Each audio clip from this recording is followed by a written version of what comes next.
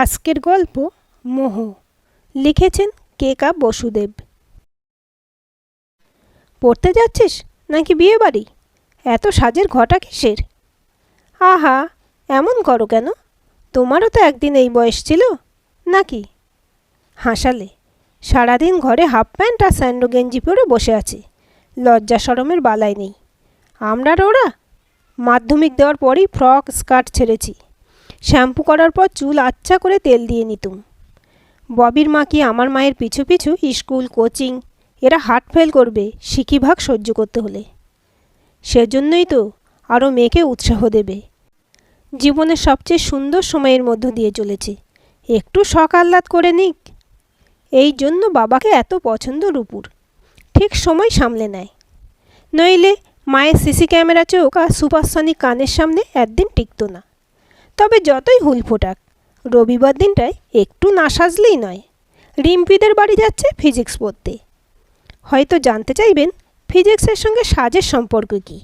আছে আছে, ফিজিক্স পড়ানোর মানুষটা আছে না, রিম্পির কাকা অর্ঘ্য, বেশ কিছু বছর ধরে রূপুর ক্রাশ। হাতের কাছে রিম্পির ইঞ্জিনিয়ারিং পড়া ড্যাশিং দাদা থাকতে আর তার পুরো মনোযোগ সুন্দরী রূপুর ওপর থাকা সত্ত্বেও 16 বছরের কিশোরী হৃদয় এক 40-এর কাকাবাবু কীভাবে হরণ করলেন তা জানতে হলে খানিক পিছিয়ে যেতে হবে। তখন রূপুর বছর 13 বয়স। সবে একা একা স্কুলের বেস্টে রিম্পিদের বাড়ি যাতায়াতের অনুমতি মিলেছে। সেদিনও গেছে। বেশ একটা উৎসব ব্যাপার চারিদিকে। রিম্পির ছোট কাকা অর্ঘ্য দীর্ঘদিন বিদেশে থাকার পর পার্মানেন্ট দেশে ফিরেছেন, এখানেই সেটেল করবেন। অর্ঘ্য পদার্থবিজ্ঞানী, ট্রেকিং করেন, চমৎকার গানের গলা। বিদেশের অমন খাসা জীবন ছেড়ে মশা, টিকটিকি, আরশোলা আর ভেজালের দেশে বিবেকের ডাকে ফিরে এসেছেন। মেম বউও নাকি ছিল। থার্ড ওয়ার্ল্ডে সংসার করতে গাঁইগুই করায় তাকে সোজা ডিভোর্স দিয়ে দিয়েছেন। রিম্পি বেশ কিছুদিন ধরে এইসব অমর চিত্রকথা মার্কা খবর টবর সাপ্লাই করছে, ফলে আগ্রহ ছিল পুরো মাত্রায়। নয়তো 13 বছরের এক কিশোরীর চোখে 40-এর কাছাকাছি পুরুষ মানে মোটামুটি 3 কাল গিয়ে এক কালে ঠেকা এক বোরিং বৃদ্ধ। খদ্দরের পাঞ্জাবি, এলোমেলো চুল, গমগমে গলা, ঝকঝকে চোখ, দিল খোলা হাসি, চিবুকে অনবদ্য টোল, সঙ্গে বিলত ফেরতের ওজনদার কনফিডেন্স। রূপু একেবারে মুগ্ধ। আর ছোট্ট ভাইঝির বন্ধু বলে আমুদে কাকা খাতিরও করলেন প্রচুর। বাড়ি ফেরার সময় দরজা অবধি এগিয়ে দিয়ে গাল টিপে গুড বাই করলেন। আর তখনই বিপর্যয় ঘটে গেল। স্পর্শ তো নয়, যেন প্রমিথিউস আলতো হাতে স্বর্গের আগুন ছুঁয়ে দিলেন। এক স্নিগ্ধ জ্বালা গাল বেয়ে ছড়িয়ে গেল প্রতি অঙ্গে। অপূর্ব এক আবেশ শরীর জুড়ে মেঘমল্লার বেজে উঠল। ফেরার পথে শিউরে উঠল থেকে থেকে। কানে বাজতে থাকলো এক দরাজ হাসি, ঠিক যেন সেতারের ঝালা। সব কিশোরীর জীবনে এমন এক দিন আসে, কোনো জাদুকরী স্পর্শ, হাসি বা চাউনি জানান দিয়ে যায় এখন ফোটার কাল। রাতে একলা বিছানায় কল্পনার যে দুরন্ত হুডেড নাইট আসে রূপুর সঙ্গে নিশি অভিসারে। সে আজ প্রথম মুখের কাছে মুখ এনে হুড সরিয়ে দিল। তার চিবুকে টোল, বুক কাঁপানো হাসি, উজ্জ্বল চোখ। রূপু ওই দিনেই মরিল। 3টে বছর কেটে গেছে। 13 রূপু আজ পূর্ণ ষোড়শী। তবে মুগ্ধতা একই রয়ে গেছে। অর্ঘ্য কবে যেন কৈশোরের ইনফ্যাচুয়েশন থেকে নবযৌবনে তীব্র অবসেশন হয়ে শরীর মন অধিকার করে বসে আছেন রাজাধিরাজের মতো। শুধু লুকোতে শিখেছে।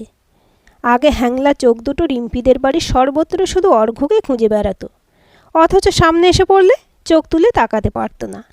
কান গাল উষ্ণ হতো, মন প্রাণ আর একটি স্পর্শের জন্য আকুলি বিকুলি করত, যেটা আর কখনো পায়নি। আর এখন সামনাসামনি হলে বেশ সহজভাবে টুকটাক কথা বলে।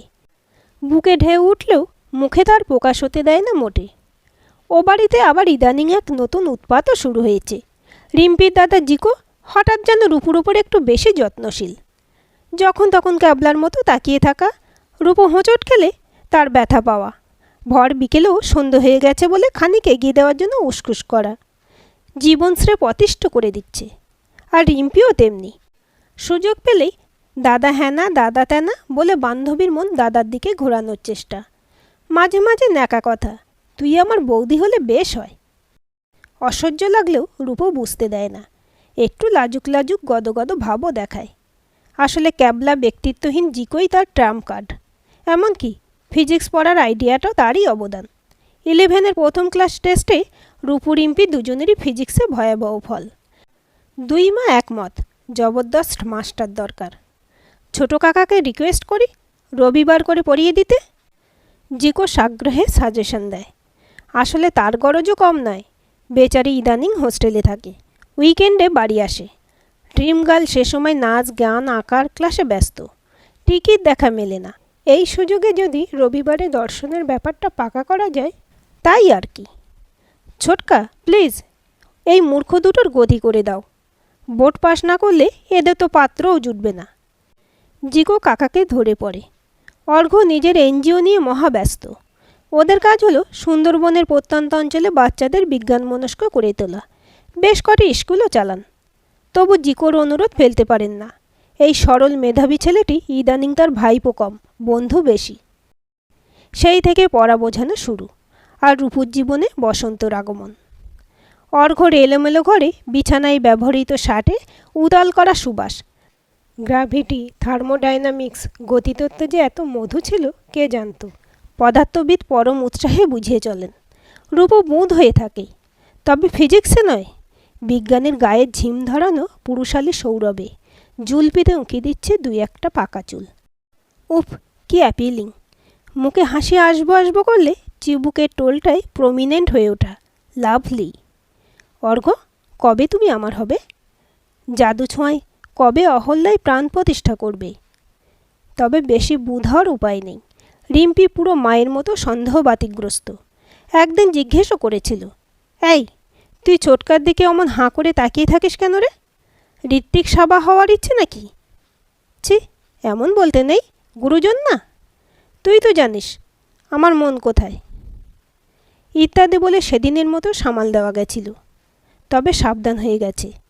16 বছরের মধ্যে এই প্রথম বাঁচার মতো বাঁচছে। কোনো কিছুর বিনিময়ে অর্ঘ্য সান্নিধ্যটুকু হারাতে চায় না। প্লিজ কাকিমা, রূপুকে আমাদের সঙ্গে সুন্দরবনে যেতে দাও। আঘ্রাণের এক শনিবার রিম্পি এসে মাকে ধরে পড়ে।